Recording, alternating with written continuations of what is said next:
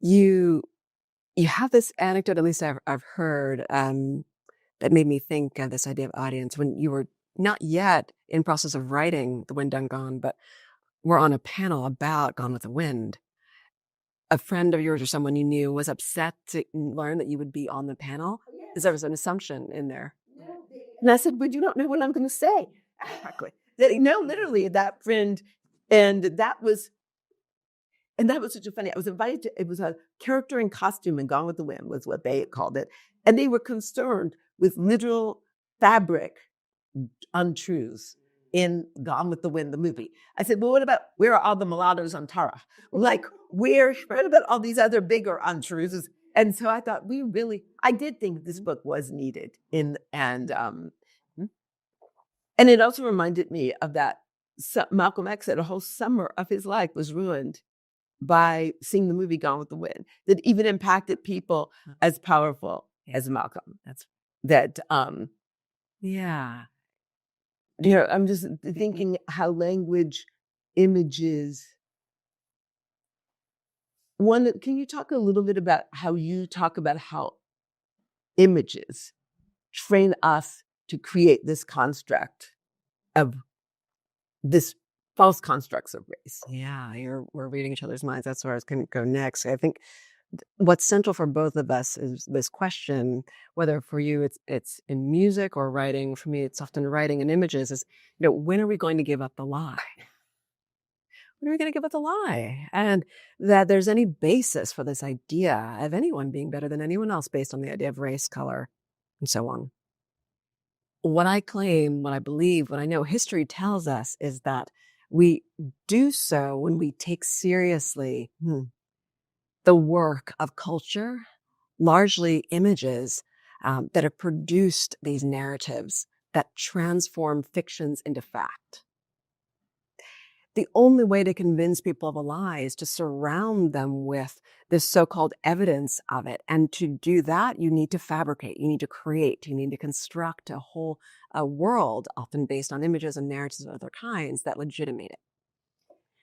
In country music, there was this really famous early country band, and they had won pictures of them out, and it was these three white guys, except for the guy in the middle was not the musician, it was the manager, because the real person was a Black person. And I won't even show that photograph. I won't even call the name of that, because these images of all white people, when in fact we now know that there were hundreds of recordings prior to 1932, but there were hundreds of photographs of those who recorded them. They created there are lots of photographs, but they created photographs of all white bands when they weren't. So Frederick Douglass first understood this idea. He, in the middle of the Civil War, delivers a speech about the power of what no one would have thought would have been as critical as he did for American progress, namely pictures. And wasn't he the most photographed American at that time? He became, because of what he laid out in that speech. He was making the case that representational democracy required representation for all. And at the time, if you were to look at the glut of images in any newspaper or ads and media, the stereotypes just naturalize the denigration of Black Americans. So he understood that he could put himself in front of the camera as a counter narrative, dignified, self-possessed. It was a political act, deeply conscious of it. And he's the most photographed American man, we should emphasize, not Black American man, right? As you know, and more so than Lincoln or many others, because he so understood the power of the narrative embedded in the image. He wrote about the power of not just the work of one photographer or another. It's not a Matthew Brady versus another he was talking about. He was making the case of, in many ways, what you're describing Malcolm X experience, the internal state that an image, a film, a piece of music can conjure for you.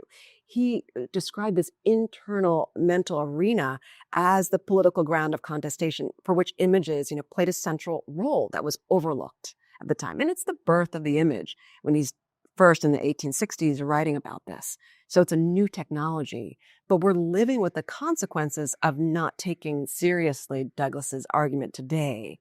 He anticipates we'd still be here in the speech, right?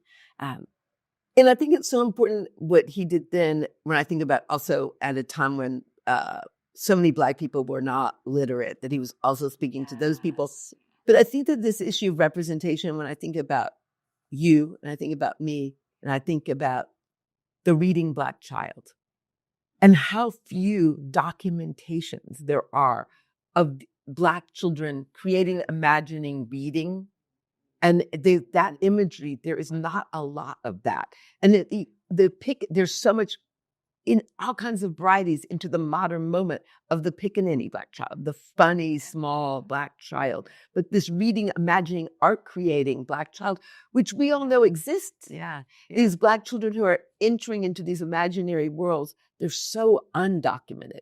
The image that went viral from the White House photographer Pete Souza, I think centralizes that idea. I think many listening, and you probably know it, will call it to mind. It's of a young boy, 5 years old, Black boy, with his parents in the Oval Office with President Obama, and his brother's there too. And Jacob Philadelphia is his name. And he's leaning down, or the president, to touch the young boy's head, because the young boy just has one question of the president. He wants to know, is my hair texture really the same as yours?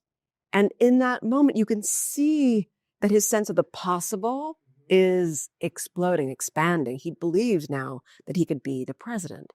But what narratives has he been surrounded by, right? What has he not been able to read or seen that gave him a sense that his dreams, that his imagination was valid, you know? And it became a crown in that moment.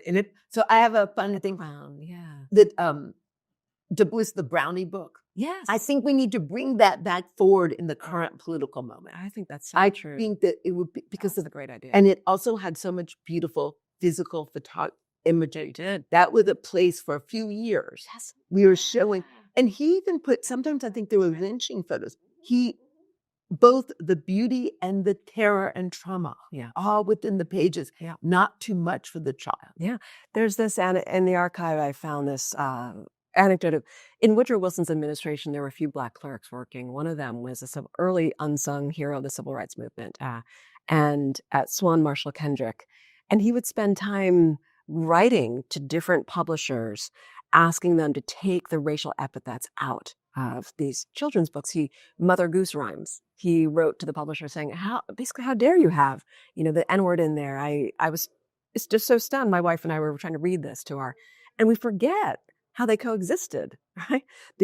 All the caricatures with what you would expect to be places of imagination, possibility. So bringing back the Browning book, finding a way to make sure we're educating with a sense of what we've overcome in the current day, I think is just brilliant. And for everyone to read it, it's Yeah.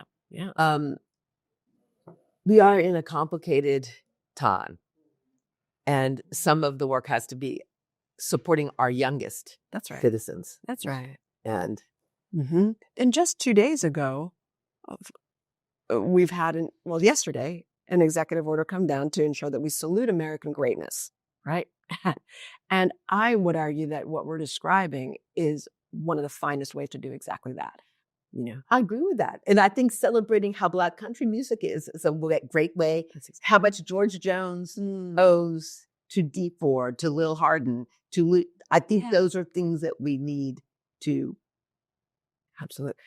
Can you give us an example of one or two songs in which on the current album, in which there's a reimagining of country music or acknowledgement of the ground that always stood as its foundation through? I've heard enough interviews where you describe them, but I want to make sure our listeners get a sense. Well, one just of the simplest one that people may not know, that the banjo is an African instrument born in these Americas. That it is taking on traditions from the entire continent, north to south, east to west. Yes. And that in these Americas, that drawing from these different traditions, new Black Americans created this instrument with the gourds, the skins, and the strings. And so we have brilliant playing by Rhiannon Giddens, by Layla McCullough, reclaiming the banjo. Yeah. And there is another place, something that's reimagining on the Ballad of Sally Ann. We put horns on that. Now, part of that is there's a horn on Blue Yodel No. 9, which will remind us that Louis Armstrong played on that. But it's also to remind us that lynching went on into the 1950s. Emmett Till was lynched as well as Drug on the Road. And when the original song sounded old-timey. It lets people think that lynching is something that ended in 1890, 1910. But in fact, lynching continued. So that was a part of the reimagining. Another thing that is part, we center cowboy songs that connect cowboys from the 19th and 18th century to the early 20th century and the drug wars of the 80s, but also remind us that 20 to 30% of all cowboys were Black and brown. Some of them were also Spanish speaking. We include some of that language. And those are documented facts. We have very good photo evidence of this. We have very good archival evidence of this. We have very good archival evidence. Country used to be called country and Western. And Thorpe, who I think out of Princeton, when he first collected in the teens cowboy songs from a cowboy camp, I found in a magazine from 1940, the last thing he published, the first cowboy camp Thorpe came across was a Black cowboy camp. He was collecting from Black and brown cowboys, but that has gotten erased. That has gotten sanitized. And it was funny when you mentioned this issue of the word nigger.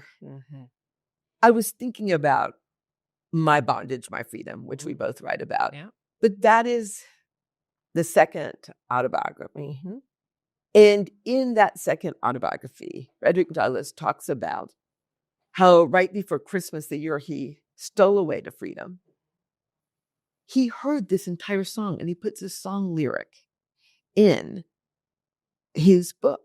And and it ends, it's good enough for nigger. Well, that song, parts of that songs reappear in the Bob Wills classic, Take Me Back to Tulsa. And the people who own that copyright acknowledge that. But not only does it include 2 lines that I can show are in the Frederick Douglass autobiography, it includes Archer and Greenwood. These are streets of the Black neighborhood of Tulsa, which shows that this song had continued evolving in the Black community. It's actually where the Tulsa Massacre, there's streets in there, and they're in the Bob Wills classic. This is actually, this iconic country song is a Black country song that dates back to the 19th century that gets revised in the early 20th century before it is appearing as a Bob Wills classic. Isn't that what? Hiding in plain sight. This example is one more that gives me confidence that this argument is correct. I think culture, song, imagery, monuments are the main vehicle for anything like a Truth and Reconciliation Commission in the United States. You know, when you think about the erasure of the Tulsa Massacre, when you think about just last year, you know, Kristen Clark and the incredible team at the DOJ, they're releasing finally a report over 100 years later